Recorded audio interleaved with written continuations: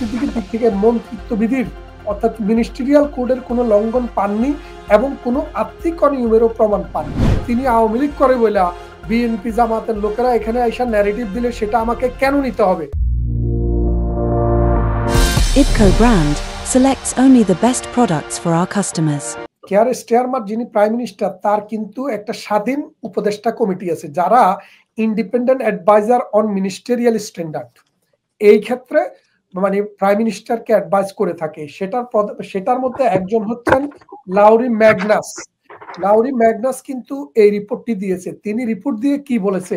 রিপোর্টে বলেছে, প্রথম আলোতে ছাপিয়েছে, আমি বলি দেখেন, বলছে যে আমাকে নিশ্চিত করেছে, অর্থাৎ প্রাইম মিনিস্টারকে নিশ্চিত করেছে যে তিনি আপনার দিক থেকে অর্থাৎ টিউলিপ সিদ্দিকীর দিক থেকে মন্ত্রিত্ব বিধির অর্থাৎ মিনিস্ট্রিয়াল কোডের কোনো লঙ্ঘন পাননি এবং কোনো আর্থিক অনিয়মেরও প্রমাণ পাননি।